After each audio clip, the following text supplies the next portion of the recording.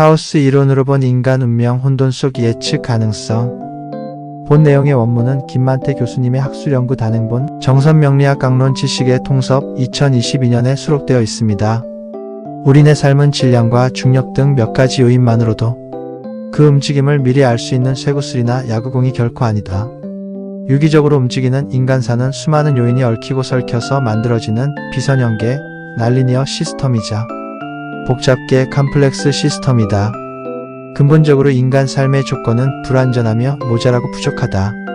이런 세상 속에서 인간은 자신의 운명에 대해 고뇌하며 운명인식을 싹 틔우게 된다. 사주팔자가 삶의 기륭화복의 형방에 중요한 영향을 미치긴 하지만 유일한 요인은 결코 아니다. 시대 상황이 복잡해질수록 인생의 성패를 좌우하는 요인들도 점차 많아지고 그로 인해 우연성과 불확실성도 점층 높아진다. 그런즉 현 시점에서 미래 운명에 대해 정확한 예측을 한다는 것도 점점 어려워진다. 그러나 인생의 형방과 성패가 사주팔자에 중요한 영향을 받는다는 점을 수용하고서 이후 삶의 궤적, 전공, 직업, 배우자 등에 대한 정보를 추가한다면 엄밀하게 정확한 예측은 불가능할지라도 확률적으로 상당한 가능성은 충분히 제시할 수 있다.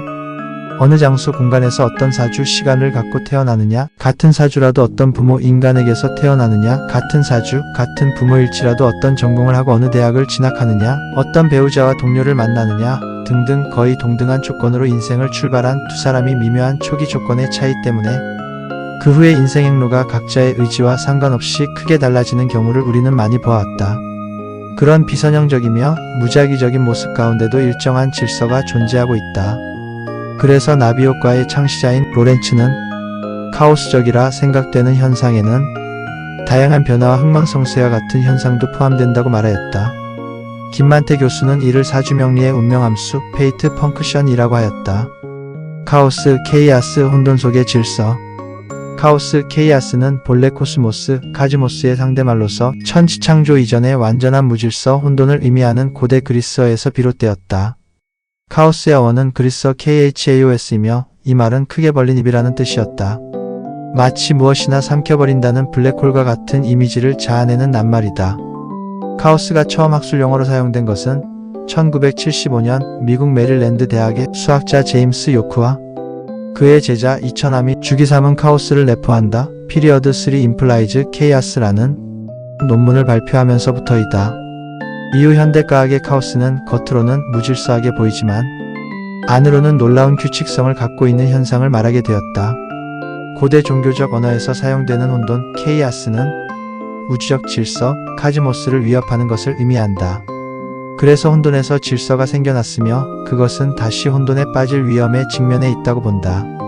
그러나 물리학적인 혼돈이란 좋고 나쁘다는 가치 개념을 초월하여 필연적으로 일어나지 않은 사건을 지칭하는 우연성, 컨틴전시의 개념에 가까우며 정돈되고 정확하게 사전에 예측할 수 있는 현상에 대한 반대 개념으로서 생겨났다. 우리 주변에는 흩어지고 모이는 구름의 형상, 끓는 물의 운동, 예측하기 힘든 기상의 변화처럼 그 양상이 매우 복잡한 현상들을 흔히 관찰할 수 있다.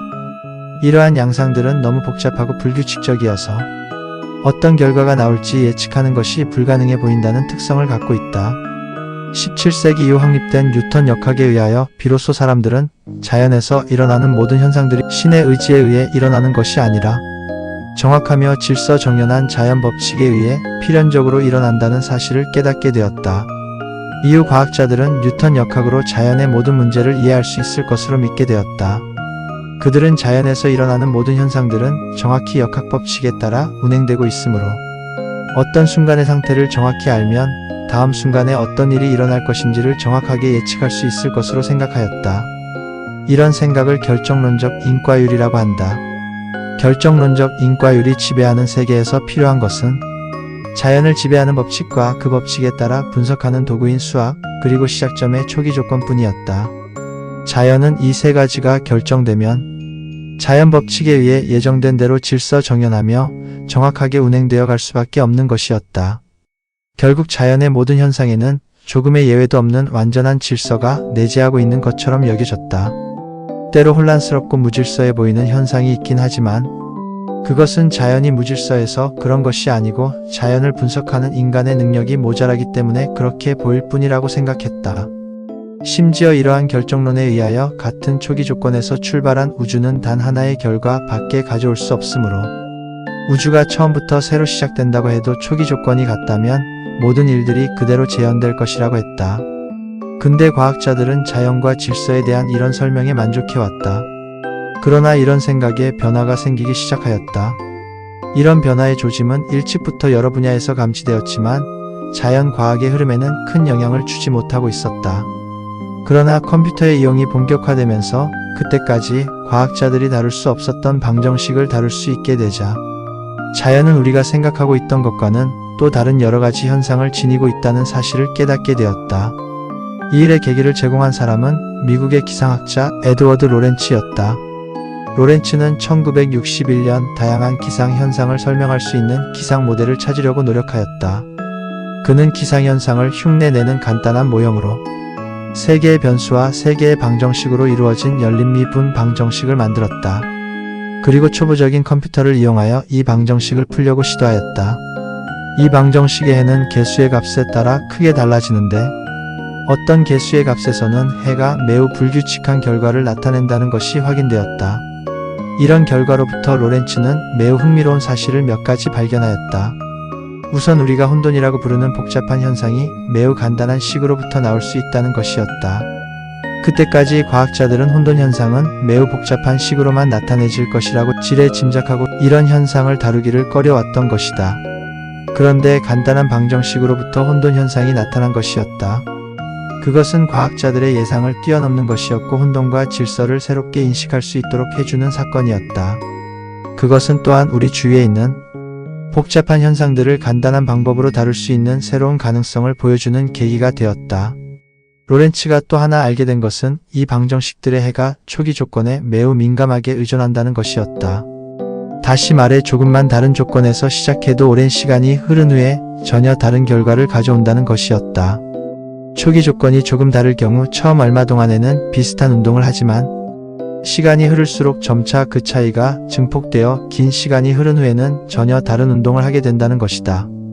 담배 연기가 처음에는 고르게 피어오르다가 조금 더 올라가면 어지럽게 흩어지는 현상도 그 예이다. 이렇게 결과가 초기 조건에 민감하게 의존하는 현상을 나비효과 버터플라이 이펙트라고 부른다. 이 말은 뉴욕 센트럴 파크의 나비 한 마리의 작은 날갯짓이 다음 해에 중국의 태풍을 몰고 올 수도 있다는 비유에서 유래되었다. 나비 효과는 실제 자연의 운동을 나타내는 방정식에 비선형 항으로 항상 들어있게 마련이지만 뉴턴 역학에서는 이런 항을 무시하거나 풀이가 쉬운 다른 항으로 바꾸어서 문제를 풀어왔다. 그리고 과학자들이 비교한 것은 처음 얼마 동안 거의 일치하는 해였던 것이었다. 로렌츠가 알게 된 또 하나의 사실은 그가 얻은 방정식의 복잡한 해를 XY 지축으로 이루어진 위상공간이라고 하는 새로운 좌표계에 그려보면 매우 복잡하지만 일정한 규칙성을 지니는 기하학적 구조로 나타난다는 것이었다. 이 기하학적 구조는 나비 모양 또는 올빼미의 머리 모양을 한 이상한 끌개 스트레인지 ATTRACTOR로서 지금까지 우리에게 익숙한 원, 삼각형, 사각형과 같은 형태를 갖지 않았으므로 지금까지의 전통 기하학적 분석 방법과는 다른 방법을 사용하여야 했다. 그런데 이런 기하학적 구조가 이미 자연계에서 널리 존재한다는 사실이 속속 발견되었다. 이상한 끌개라고 하는 이런 기하학적 구조는 바로 카오스 안에 존재하는 질서 구조로서 프랙탈이라고 부른다. 카오스가 복잡한 운동의 동적인 측면이라면 이상한 끌개, 즉 프랙탈은 그 복잡성의 정적 기하학적 측면이라고 할 수 있다. 로렌츠의 이러한 발견은 혼돈 현상을 해석하는 데 새로운 가능성을 제시하였으며 자연과 인간을 바라보는 새로운 시각이 되었다.